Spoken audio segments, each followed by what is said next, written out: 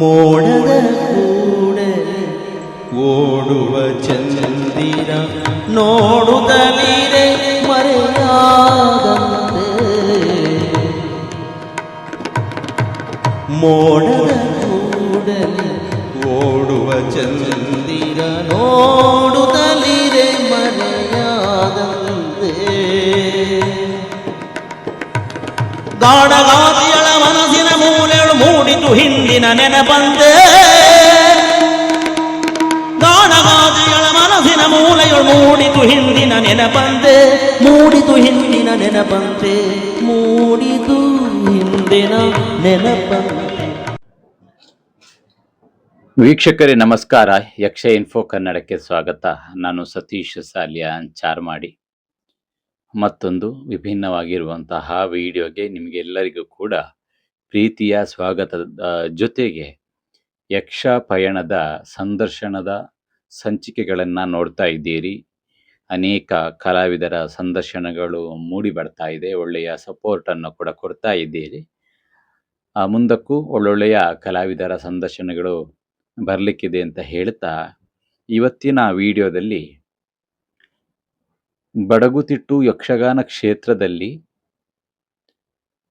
ತನ್ನ ಅದ್ಭುತವಾದ ಸ್ವರ ಮಾಧುರ್ಯದಿಂದಲೇ ಪ್ರಸಿದ್ಧಿಯನ್ನ ಪಡೆದು ಅಪಾರ ಅಭಿಮಾನಿ ವರ್ಗವನ್ನ ಹುಟ್ಟಿಹಾಕಿ ಮೆರೆದಂಥ ಓರ್ವ ಭಾಗವತರ ಬಗ್ಗೆ ಒಂದಷ್ಟು ವಿಚಾರಗಳನ್ನ ಹೀಗೆ ಚರ್ಚೆ ಮಾಡೋಣ ಅಂತ ಹೇಳಿ ಹೊರಟಿರುವಂಥದ್ದು.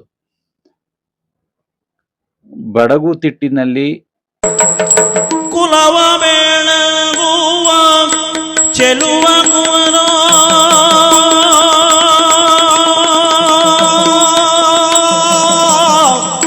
ಕುಲವ ಬೆಳಗುವ ಚೆಲುವ ಕುವರನ ಲಲನೆ ಕರೆದಯಳೆಂದು ಕಾದಿಹೇ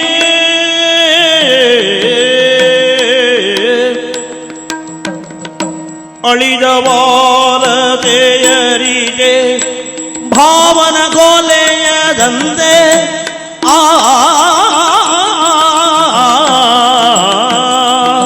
ನಾವುಡರನ್ನ ಹೊರತುಪಡಿಸಿ ಅವರ ಕಾಲದ ನಂತರ ಮತ್ತಷ್ಟು ಪ್ರಸಿದ್ಧಿಯನ್ನ ಪಡೆದ ಭಾಗವತರ ಸಾಲಿನಲ್ಲಿ ಗುರುತಿಸಿಕೊಳ್ಳುವಂತಹ ಒಬ್ಬರು ಭಾಗವತರು ಅಂತ ಕೇಳಿದ್ರೆ ಅವರು ಶ್ರೀಯುತ ದಿವಂಗತ ಸುಬ್ರಹ್ಮಣ್ಯ ಧಾರೇಶ್ವರ ಭಾಗವತರು ಅಂತ ಹೇಳಬಹುದು.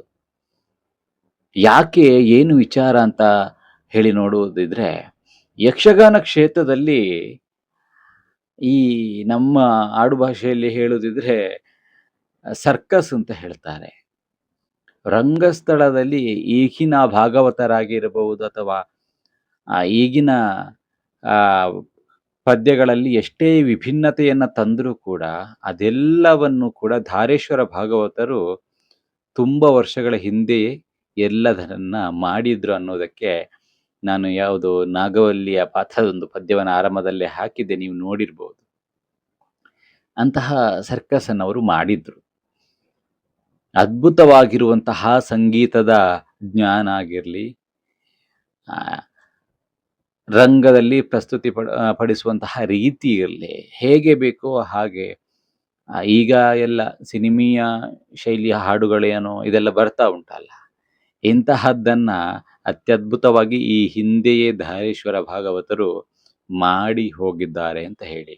ಒಬ್ಬರು ವ್ಯಕ್ತಿ ಇರುವಾಗ ನಮಗೇನು ಅವರ ಬಗ್ಗೆ ಎಷ್ಟು ಗೊತ್ತಿರುವುದಿಲ್ಲ, ಅವರು ಅಳಿದ ನಂತರ ಅವರು ಏನು, ಅವರೇ ಎಷ್ಟು ಎನ್ನುವಂಥದ್ದು ನಮಗೆ ಗೊತ್ತಾಗ್ತದೆ ಅಂತ ಹೇಳಿ. ಧಾರೇಶ್ವರ ಭಾಗವತರ ಬಗ್ಗೆ ಒಂದಷ್ಟು ಹೀಗೆ ನಾನು ಅದೇನು ಸ್ಟಡಿಯನ್ನು ಮಾಡುವಾಗ ನನಗೆ ಗೂಗಲ್ ಮುಖಾಂತರ ಒಂದಷ್ಟು ಮಾಹಿತಿಗಳು ಸಿಕ್ಕಿರುವಂಥದ್ದು. ಏನು ಕೇಳಿದರೆ, ಸುಬ್ರಹ್ಮಣ್ಯ ಧಾರೇಶ್ವರರು ಸೆಪ್ಟೆಂಬರ್ 5, 1957 ಇವರು ಜನಿಸಿರುವಂಥದ್ದು ಅಂತ ಹೇಳಿ ಇದರಲ್ಲಿ ಕೊಟ್ಟಿದ್ರು. ಏಪ್ರಿಲ್ 24, 2024 ಇವರು ಮರಣವನ್ನು ಹೊಂದುತ್ತಾರೆ ಅಂತ ಹೇಳಿ. ಸೆಪ್ಟೆಂಬರ್ 5, 1957 ಹುಟ್ಟಿದರೆ ಏಪ್ರಿಲ್ 24, 2024 ಇವರು ಮರಣವನ್ನು ಹೊಂದ್ತಾರೆ ಅಂತ ಹೇಳಿ. ಬಡಗುತಿಟ್ಟು ಯಕ್ಷಗಾನದ ಅತ್ಯಂತ ಸುಪ್ರಸಿದ್ಧ ಭಾಗವತರು ಅಂತ ಹೇಳಿ ಗುರುತಿಸಿಕೊಂಡಿರುವಂಥದ್ದು ಉತ್ತರ ಕನ್ನಡ ಜಿಲ್ಲೆಯ ಇಲ್ಲಿ ಗೋಕರ್ಣದಲ್ಲಿ ಇವರು ಜನಿಸಿರುವಂಥದ್ದಂತ ಹೇಳಿ ಇಲ್ಲಿ ನೀಡಿದ್ದಾರೆ. ಸರಿಸುಮಾರು 46 ವರ್ಷಗಳ ಕಾಲ ಸೇವೆಯನ್ನ ಸಲ್ಲಿಸಿದ್ದಾರೆ ಬಡಗುತಿಟ್ಟಿನಲ್ಲಿ. ನೀವು ಧಾರೇಶ್ವರದ ಅಭಿಮಾನಿಗಳಿಲ್ಲದವರು ಯಾರೂ ಇಲ್ಲ, ಎಲ್ಲ ಅಭಿಮಾನಿಗಳಿರುವಂಥದ್ದು. ಅತ್ಯದ್ಭುತವಾದಂತಹ ಯಕ್ಷಗಾನ ಕ್ಷೇತ್ರಕ್ಕೆ ಒಂದು ಅವರು ಅವರಿಂದ ಅನೇಕ ಜನ ತಮ್ಮ ಪ್ರತಿಭೆಯನ್ನು ತೋರಿಸಿಕೊಳ್ಳುವುದಕ್ಕೆ ಇವರು ಕೂಡ ಅವಕಾಶ ಮಾಡಿಕೊಟ್ಟಿದ್ದಾರೆ ಅಂತ ಹೇಳಿ ನಾವು ಗ್ರಹಿಸಿಕೊಳ್ಬಹುದು. ಇವರಿಗೆ ಬಿರುದಿತ್ತು, ಕರಾವಳಿಯ ಕೋಗಿಲೆ ಅಂತ ಹೇಳಿ ಇವರನ್ನ ಕರಿತಾ ಇದ್ರಂತೆ. ಬಿರುದಿರುವಂಥದ್ದು ಕರಾವಳಿ ಕೋಗಿಲೆ ಅಂತ ಹೇಳಿ. ಹೌದು, ನಿಜವಾಗಿಯೂ ನಾನು ಈ ಹಿಂದೆ ನನಗೆ ಫೇಸ್ಬುಕ್ ಮುಖಾಂತರ ಒಬ್ಬರು ಪರಿಚಯ ಆಗಿದ್ರು. ಅವರು ನನಗೆ ಒಂದಷ್ಟು ಮಾಹಿತಿಯನ್ನ ಎಲ್ಲ ಒದಗಿಸಿದ್ದಾರೆ. ಅವರ ಹೆಸರೇನು ಅಂತ ಹೇಳಿ ನೋಡಿದರೆ ಒಂದು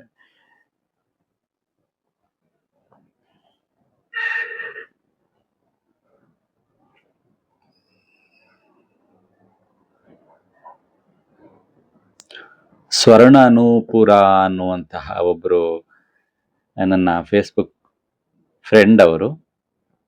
ಸ್ವರ್ಣ ನೂಪುರ ಅಂತ ಹೇಳಿರುವಂಥವ್ರು. ಅವರು ನನಗೆ ಒಂದಷ್ಟು ವಿಡಿಯೋವನ್ನೆಲ್ಲ ಕಳಿಸಿಕೊಟ್ರು, ಮಾಹಿತಿಯನ್ನ ಆ ವಿಡಿಯೋ ಕಳಿಸಿ ನನಗೆ ನನ್ನದನ್ನ ಈಗ ಹಾಕ್ತಾ ಇರುವಂಥದ್ದು. ಇನ್ನಿವರ ಆರಂಭಿಕ ಜೀವನದ ಬಗ್ಗೆ ಮಾಹಿತಿಗಳನ್ನು ನೋಡುದಿದ್ರೆ,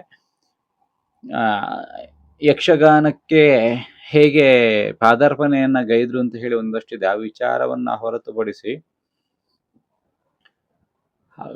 ಕಾಳಿಂಗನಾವುಡರ ನಿಧನದ ನಂತರ ಉಂಟಾದಂತಹ ನಿರ್ವಾತವನ್ನು ತುಂಬಿ ಬಡಗುತಿಟ್ಟು ಭಾಗವತಿಕೆಯಲ್ಲಿ ಹೊಸ ಆಯಾಮವನ್ನ ನೀಡಿದಂಥವ್ರು. ಕಾಳಿಂಗನಾವುಡರ ನಂತರ ಇವರು ಬಡಗುತಿಟ್ಟಿನಲ್ಲಿ ಹೊಸ ಏನೋ ಒಂದು ಶಕೆಯನ್ನ ಆರಂಭಿಸಿದ್ರು ಅಂತ ಹೇಳಬಹುದು.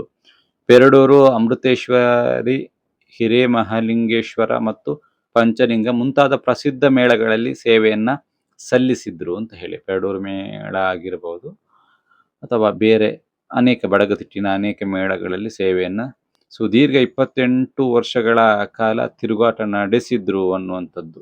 ಪೆರಡೂರು ಮೇಳ ಒಂದರಲ್ಲಿಯೇ 28 ವರ್ಷಗಳ ಕಾಲ ತಿರುಗಾಟವನ್ನ ಇವರು ನಡೆಸಿದ್ರು ಅನ್ನುವಂಥದ್ದನ್ನು ಇಲ್ಲಿ ಕೊಟ್ಟಿದ್ದಾರೆ. ಇವರಿಗೆ ಕರ್ನಾಟಕ ರಾಜ್ಯೋತ್ಸವ ಪ್ರಶಸ್ತಿ ಸೇರಿದಂತೆ ಅನೇಕ ಪ್ರಶಸ್ತಿಗಳು ಕೂಡ ಲಭ್ಯವಾಗಿತ್ತು. ಧಾರೇಶ್ವರ ಭಾಗವತರಿಗೆ ರಾಜ್ಯೋತ್ಸವ ಪ್ರಶಸ್ತಿ, ಬೇರೆ ಬೇರೆ ಪ್ರಶಸ್ತಿಗಳು ಕೂಡ ಇವರಿಗೆ ಲಭ್ಯವಾಗಿತ್ತು. ಇವರು ಬೆಂಗಳೂರಲ್ಲಿ ನಿಧನವನ್ನ ಹೊಂದ್ತಾರೆ ಅಂತ ಹೇಳಿ ಇಲ್ಲಿ ನೀಡಿದ್ದಾರೆ. 2024 ಏಪ್ರಿಲ್ 24 ಬೆಂಗಳೂರಿನಲ್ಲಿ ನಿಧನವನ್ನ ಹೊಂದ್ತಾರೆ. ನಮ್ಮ ಸಿದ್ದರಾಮಯ್ಯನವರಾಗಿರ್ಬೋದು ಅಥವಾ ಅನೇಕ ರಾಜಕಾರಣಿಗಳು ಇವರ ಬಗ್ಗೆ ಸಂತಾಪವನ್ನು ಕೂಡ ಸೂಚಿಸಿದ್ರು. ಒಬ್ಬ ಹಿರಿಯ ಭಾಗವತರಾಗಿರುವ ಕಾರಣ ಅನೇಕ ಜನ ಸಂತಾಪವನ್ನ ಸೂಚಿಸಿದ್ರು ಅಂತ ಹೇಳಿ. ಹೀಗಾಗಿ ಇದರ ನಡುವೆ ಮತ್ತೆ ಒಂದಷ್ಟು ಮಾಹಿತಿಗಳು ನಿಮಗೆ ಏನಾದರೂ ಧಾರೇಶ್ವರ ಭಾಗವತರ ನೀವು ಗೊತ್ತಿದೆ, ಹೆಚ್ಚಿನವರು ನೀವೆಲ್ಲ ನೋಡಿರ್ತೀರಿ, ನಿಮಗೆ ಗೊತ್ತಿದೆ ಅವರ ವಿಚಾರಗಳು. ಇವರು 67 ವರ್ಷಗಳ ಕಾಲ ಬದುಕಿದ್ರು. ಬಡಗುತಿಟ್ಟಿನಲ್ಲಿ ಹೊಸತನದ ಪ್ರಸಂಗಗಳಿಗೆ ಹೊಸತನ ನೀಡಿದಂತಹ ಒಬ್ಬರು ಕಲಾವಿದರನ್ನುವಂಥದ್ದು. ಹೊಸತನದ ಪ್ರಸಂಗಗಳು ಅಂತ ಕೇಳಿದ್ರೆ ಬೇರೆ ಬೇರೆ ಕಾಲ್ಪನಿಕ ಪ್ರಸಂಗಗಳನ್ನ ತಮ್ಮದೇ ಆಗಿರುವಂತಹ ಅದಕ್ಕೆ ಒಂದು ಏನು ಸ್ವರೂಪವನ್ನ ನೀಡಿ ತಮ್ಮದೇ ವಿಭಿನ್ನವಾಗಿರುವಂತಹ ಸ್ವರದ ಮುಖಾಂತರ ಆ ಪ್ರಸಂಗವನ್ನ ಹಿಟ್ಟು ಮಾಡುವಂತಹ, ಈ ಉದಾಹರಣೆಗೆ ಪಂಜರ ಪಕ್ಷಿ ಅಂತ ಹೇಳಿ ಗೊತ್ತಿದೆ, ಅದರಲ್ಲಿ ಹೇಗೆ ಕೆಲವೊಂದು ಪದ್ಯಗಳು ಹಿಟ್ಟಾಯಿತು, ಹಾಗೆ ಸುಬ್ರಹ್ಮಣ್ಯ ಧಾರೇಶ್ವರ ಭಾಗವತರಿದ್ದ ಸಂದರ್ಭ ಅವರು ಕೂಡ ಅನೇಕ ಪ್ರಸಂಗಗಳನ್ನ ಸೂಪರ್ ಹಿಟ್ ಮಾಡಿದ್ರು ಅಂತ ಹೇಳಿ. ಆಪ್ತಮಿತ್ರ ಫಿಲ್ಮಲ್ಲಿ ಏನು ನೀವು ನೋಡಿದ್ರೆ ಅದರಲ್ಲಿ ಬರುವಂತಹ ನಾಗವಲ್ಲಿಯ ಪಾತ್ರಕ್ಕೆ ಸಂಬಂಧಪಟ್ಟ ಪದ್ಯ, ಆ ಪದ್ಯಗಳನ್ನು ಕೂಡ ಇವರು ಹಿಟ್ಟು ಮಾಡಿದ್ರು ಅನ್ನುವಂಥದ್ದನ್ನ ನಮಗೆ ಗೊತ್ತಾಗ್ತದೆ. ಇದರ ನಡುವೆ ಪೆರಡೂರು ಸೇರಿ ವಿವಿಧ ಮೇಳಗಳಲ್ಲಿ ತಿರುಗಾಟವನ್ನ ನಡೆಸಿದ್ರು ಅನ್ನುವಂತಹ ಮಾಹಿತಿಗಳು ಕೂಡ ಇಲ್ಲಿ ನಮಗೆ ಗೊತ್ತಾಗ್ತದೆ. 67ನೇ ವಯಸ್ಸಿಗೆ ಮರಣವನ್ನ ಹೊಂದ್ತಾರೆ ಅಂತ ಹೇಳಿ. ತಮ್ಮ ಪುತ್ರನ ಮನೆಯಲ್ಲಿ ಅಂತ ಹೇಳಿ ಕೊಟ್ಟಿದ್ದಾರೆ. ಇಲ್ಲಿ ಪುತ್ರನ ಮನೆಯಲ್ಲಿ ಬೆಂಗಳೂರಿನಲ್ಲಿ ಮುಂಜಾನೆ 4:30 ಹೊತ್ತಿಗೆ ಮರಣವನ್ನ ಹೊಂದಿರುವಂಥದ್ದು ಅನಾರೋಗ್ಯದಿಂದ. ಪತ್ನಿ, ಪುತ್ರಿ ಅವರು ಇದ್ದಾರೆ. ಅದರ ಬಗ್ಗೆ ಇಲ್ಲೆಷ್ಟು ಕೊಡಲಿಲ್ಲ. ಇಲ್ಲಿ ಅವರ ಊರಲ್ಲಿ ಇರಬಹುದು ಅಥವಾ ಬೆಂಗಳೂರಲ್ಲಿ ಇರಬಹುದು. ಪೇರಡೂರು ಅಮೃತೇಶ್ವರಿ ಮೇಳ, ಹಿರೇಮಹಾಲಿಂಗೇಶ್ವರ, ಶಿರಸಿ ಮೇಳಗಳಲ್ಲಿ ಪ್ರಧಾನ ಭಾಗವತರಾಗಿ ತಿರುಗಾಟವನ್ನು ನಡೆಸಿ ಪೇರಡೂರು ಮೇಳದಲ್ಲಿ 28 ವರ್ಷಗಳ ಕಾಲ ಸೇವೆಯನ್ನ ಇವರು ಸಲ್ಲಿಸಿದ್ರು. ಇವರಿಗೆ ಏನು ಕೇಳಿದ್ರೆ ತನದ ಏನು ಪ್ರಯೋಗಗಳಿಗೆ ಎತ್ತಿದ ಕೈ ಎನ್ನುವಂತಹದ್ದನ್ನ ಕೂಡ ಕೊಟ್ಟಿದ್ದಾರೆ. ನಾನು ಆಗಲೇ ಹೇಳಿದ ಹಾಗೆ ಅಲ್ಲಿಂದ ತಿರುಗಿ ನೋಡದ ಸುಬ್ರಹ್ಮಣ್ಯ ದಾರೇಶ್ವರರು ಅಲ್ಪ ಸಮಯದಲ್ಲಿ ಜನಪ್ರಿಯರಾದರು. ಪೌರಾಣಿಕ ಮಾತ್ರವಲ್ಲದೆ ಸಾಮಾಜಿಕ ಕಥಾಹಂದರವುಳ್ಳ ಪ್ರಸಂಗಗಳಲ್ಲಿ ಹೊಸತನದ ಪ್ರಯೋಗ ಮಾಡಿ ಯಶಸ್ವಿಯಾದರು. ಯಕ್ಷಗಾನದಲ್ಲಿ ಹೊಸ ಅಲೆ ಎಬ್ಬಿಸಿದ ಅಪ್ರತಿಮ ಭಾಗವತ ಕಾಳಿಂಗನಾವುಡರ ನಂತರ ಇವರು ಬಂದಿರುವಂಥದ್ದು. ಅಚ್ಚರಿ ಎಂಬಂತೆ ಕೀರ್ತಿಯ ಉತ್ತುಂಗದಲ್ಲಿರುವಾಗಲೇ ಅವರು ನಿವೃತ್ತರಾಗಿದ್ರು. ಪೆರಡೂರು ಮೇಳ ಬಿಟ್ಟರು. ಅತ್ಯಂತ ಬೇಡಿಕೆಯ ಭಾಗವತರಾಗಿದ್ರು. ಪೆರಡೂರು ಮೇಳ ತ್ಯಜಿಸಿ 9 ವರ್ಷದ ಬಳಿಕ ಅನಿವಾರ್ಯ ಸಂದರ್ಭದ ಒಂದರಲ್ಲಿ ಮತ್ತೆ ಮೇಳ ಸೇರಿ ಒಂದು ವರ್ಷ ತಿರುಗಾಟ ನಡೆಸಿದ್ರು. ಆದರೆ ಕಳೆದ 3 ವರ್ಷಗಳಿಂದ ಮೇಳದಿಂದ ದೂರ ಇದ್ದ ಅವರು ಯಕ್ಷಗಾನ ಕಾರ್ಯಕ್ರಮಗಳನ್ನು ಸಂಯೋಜಿಸುತ್ತಿದ್ರು. ಈಗ ಕೆಲ ಕಾಲದಿಂದ ಅನಾರೋಗ್ಯಕ್ಕೆ ಒಳಗಾದ್ರು ಅನ್ನುವಂಥದ್ದು ಇದು ಮಾಹಿತಿ. ಪೆರಡೂರು ಮೇಳವನ್ನ ತಿರುಗಾಟ ಮಾಡಿದ್ರು, ಅಲ್ಲಿ ಬಿಟ್ಟರು, ಮತ್ತೆ ಪೆರಡೂರು ಮೇಳಕ್ಕೆ ಬಂದರು. ಮತ್ತೆ ಅನಾರೋಗ್ಯದಿಂದ ಅವರು ಮೇಳದಿಂದ ನಿವೃತ್ತಿಯನ್ನು ಹೊಂದುವಂತಹ ಸಂದರ್ಭ ಬರ್ತದೆ. ಮತ್ತೆ ಮರಣವನ್ನು ಹೊಂದುತ್ತಾರೆ ಎನ್ನುವ ಕಾಲ್ಪನಿಕ ಪ್ರಸಂಗಗಳನ್ನು, ವಿಭಿನ್ನತೆಯನ್ನು, ಹೊಸತನವನ್ನ ತರಿಸುವಂತಹ ಭಾಗವತ ಅಂತ ಹೇಳಿ ನಾವು ಗ್ರಹಿಸಿಕೊಳ್ಳಬಹುದು. ಬಹುಶಃ ಅವರು ಈ ಸಂದರ್ಭ ಇರ್ತಿದ್ರೆ ಅವರ ಸಂದರ್ಶನವನ್ನ ಮಾಡ್ತಿದ್ನೋ ಏನೋ ಗೊತ್ತಿಲ್ಲ ನನಗೆ. ಸೊ ಇದಿಷ್ಟು ಸುಬ್ರಹ್ಮಣ್ಯ ಧಾರೇಶ್ವರ ಭಾಗವತರ ಬಗೆಗಿನ ಒಂದಷ್ಟು ವಿಚಾರಗಳನ್ನು ಹಂಚಿಕೊಳ್ಳಬೇಕು ಅಂತ ಹೇಳಿ ಮನಸ್ಸಾಯಿತು. ಸೊ ಅದನ್ನು ಹಂಚಿಕೊಂಡಿದ್ದೇನೆ. ಈ ಮಾಹಿತಿ ಅಥವಾ ಈ ವಿಚಾರಗಳು ನಿಮಗೆ ಇಷ್ಟ ಆಗಿದ್ದಲ್ಲಿ, ನೀವು ಸುಬ್ರಹ್ಮಣ್ಯ ಧಾರೇಶ್ವರರ ಅಭಿಮಾನಿ ಆಗಿದ್ರೆ ದಯವಿಟ್ಟು ವಿಡಿಯೋವನ್ನು ನೋಡಿ ಹೈಪ್ ಮಾಡಿ, ಲೈಕ್ ಮಾಡಿ, ಜೊತೆಗೆ ಶೇರ್ ಮಾಡಿ. ಸಬ್ಸ್ಕ್ರೈಬ್ ಮಾಡದೇ ನೋಡ್ತಾ ಇದ್ರೆ ದಯವಿಟ್ಟು ಒಂದು ಸಬ್ಸ್ಕ್ರೈಬನ್ನು ಬಟನಲ್ಲಿ ಕಾಣ್ತಿರುವಂತಹ ಬಟನನ್ನು ಒತ್ತಿ. ನಾನು ಹಾಕುವಂತಹ ಎಲ್ಲ ವಿಡಿಯೋಗಳು ನಿಮಗೆ ಮುಂದಕ್ಕೆ ಬರ್ತದೆ. ಇದು ನಮ್ಮ ವಾಹಿನಿಗೆ ನೀವು ಕೊಡುವ ಪ್ರೋತ್ಸಾಹ ಅಂತ ಹೇಳ್ತಾ ಮುಂದೆ ಮತ್ತೊಂದು ವಿಚಾರವನ್ನು ಇಟ್ಟುಕೊಂಡು ನಿಮ್ಮ ಮುಂದೆ ಬರ್ತೇನೆ. ಇದು ಯಕ್ಷ ಇನ್ಫೋ ಕನ್ನಡ.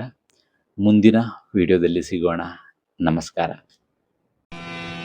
ಅಜರಾಮರವು ಈ ಸ್ನೇಹ, ಚಿರನೂತನವು ಈ ಸ್ನೇಹ, ಗೆಳೆಯ ನೀನಿರುವಲ್ಲಿಯೇ ಮಮ ನಿಲಯ, ಈ ಲೋಕಯಾಗಲಿ ಪ್ರಳಯ. ಅಜರಾಮರ ಚಿರನೂತನ ಈ ಬಂಧನ.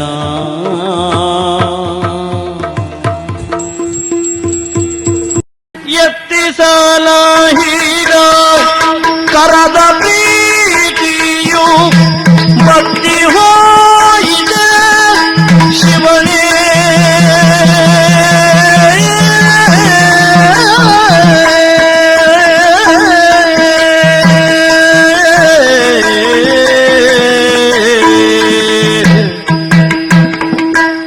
ಎತ್ತಿಸಲ ಹೀರ ಕರದ ಪ್ರೀತಿಯು ಭಕ್ತಿ ಹೋಯಿದೆ ಶಿವನೇ ಇಂದಿಗೆ.